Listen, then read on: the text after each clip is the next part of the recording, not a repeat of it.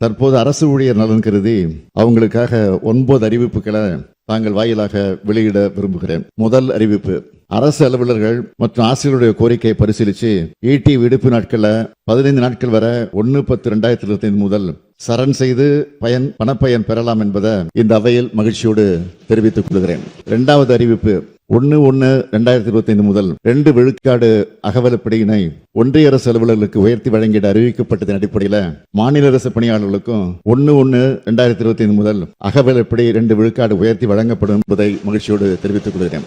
மூன்றாவது அறிவிப்பு: அரசு பணியாளர்கள் மற்றும் ஆசிரியர்கள் அவங்களோட குடும்பத்தினரோட பண்டிகைகளை சிறப்பாக கொண்டாடின வகையில் ஏற்கனவே இதுவரை வழங்கப்பட்டு வரும் 10,000 ரூபாய் பண்டிகை கால முன்பணம் தற்போது 20,000 ரூபாயாக உயர்த்தி வழங்கப்படும். நான்காவது அறிவிப்பு: அரசு பணியாளர்களுக்கு வழங்கப்படும் கல்வி முன்பணம் இந்த ஆண்டிலிருந்து தொழிற்கல்வி பயில 1,00,000 ரூபாயும், கலை மற்றும் அறிவியல் மற்றும் பாலிடெக்னிக் பயில 50,000 ரூபாயும் உயர்த்தி வழங்கப்படும். ஐந்தாவது அறிவிப்பு: அரசு பணியாளர்கள் மற்றும் ஆசிரியர்கள் தமது பணிகாலத்தில் தேவையின் அடிப்படையில் திருமண முன்பணமாக பெண் ஊழியர்களுக்கு 10,000 ரூபாய் மற்றும் ஆண்களுக்கு 6,000 ரூபாய் வழங்கப்படுகிறது. இதனை பல மடங்கு உயர்த்தி அரசு அலுவலர்கள் ஆசிரியர்கள் அனைவருக்கும் மொத்தமாக 5,00,000 ரூபாயாக உயர்த்தி வழங்கப்படும்.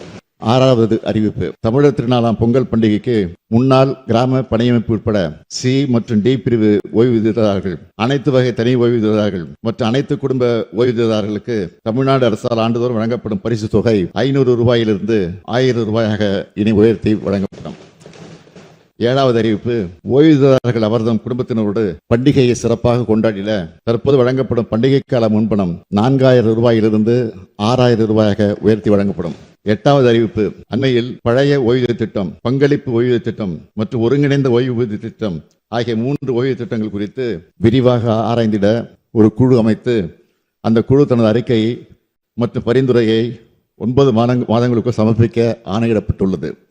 பல்வேறு அரசு அலுவலர் மற்றும் ஆசிரியர் சங்கங்களின் கோரிக்கையின் அடிப்படையில் இந்த குழு தனது அறிக்கையை மற்றும் பரிந்துரையை செப்டம்பர் மாதம் 30ஆம் தேதிக்குள் சமர்ப்பித்த அறிவுறுத்தப்படும்.